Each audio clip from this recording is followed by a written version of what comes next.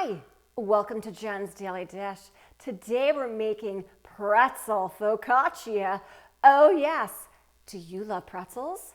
I mean, who doesn't? Do you love focaccia? Again, who doesn't? So this is taking those two wonderful types of breads and putting them together into one big loaf. You can slice it and serve it with honey mustard on the side, a cheese sauce. You could slice it and make sandwiches. The choices are super endless. It's got the olive oil of the focaccia. It's got the salt on the top like the pretzels. It's also got that baking soda on top that makes that pretzel flavor. So what's not to like? I can't think of a thing. Have I made this before? Of course not, as usual. I'm baking it live on camera so you can learn from my mistakes and or bake along, because mistakes or not, you know what? It's gonna taste great. We're also making it because pretzel bread and focaccia go together like red sauce and cheese and pizza. Side by side in my kitchen, should I mention the Mona Lisa?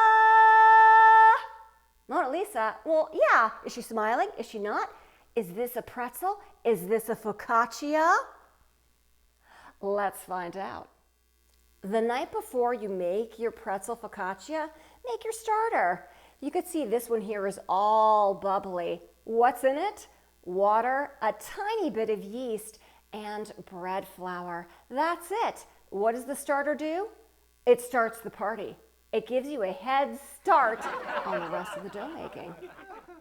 Add your starter. Water, olive oil, salt, yeast, bread flour.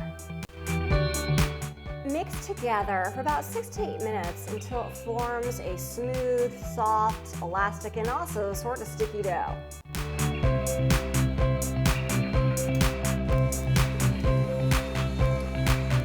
It is ready and it is sticky as it should be. Go ahead and transfer it to a lightly greased bowl. Cover and let rest for an hour at room temperature until it is nearly doubled in bulk. Get your 9 by 13 pan ready. Spray it with some non-stick spray to get you started. Add a tablespoon of olive oil to the bottom of your pan. This is going to give that pretzel focaccia that crisp bottom crust. The dough totally doubled in bulk. Go ahead, put it in your dish. Stretch out to the corners. If it's fighting you too much, you can let it rest for another 15 minutes. Cover and let rest for 30 minutes. Add your baking soda to some hot water. It got very puffy. Now for the part that makes this pretzel focaccia versus regular focaccia. Brush your baking soda and hot water mixture all over your dough. It's okay if it dribbles down the sides. Using your fingers, go ahead and press dimples down to the bottom of the pretzel focaccia dough. Look at those bubbles already. How lovely. Cover it for the last time and let it rest for 45 to 60 minutes. Towards the end of the rise time, preheat your oven to 425 degrees. Make an egg wash with an egg and water. Look at how puffy this got. Look at all those bubbles, the dimples. This is fantastic. Brush the top of your focaccia with your egg wash. It's going to be quite wet. Don't worry about that. It's going to bake off in the oven. Sprinkle the top with some coarse salt. into the oven for 24 to 30 minutes. The top should be a dark brown and the bottom should be golden.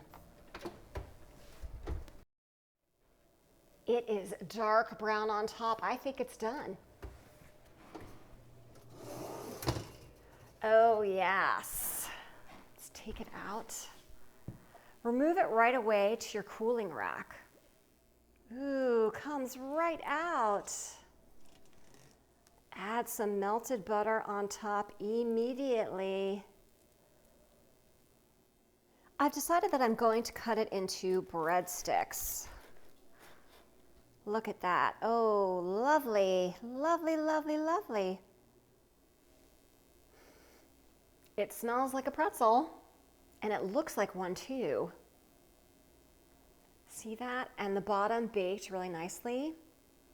But you know, it's all in the taste. So let's give it a try.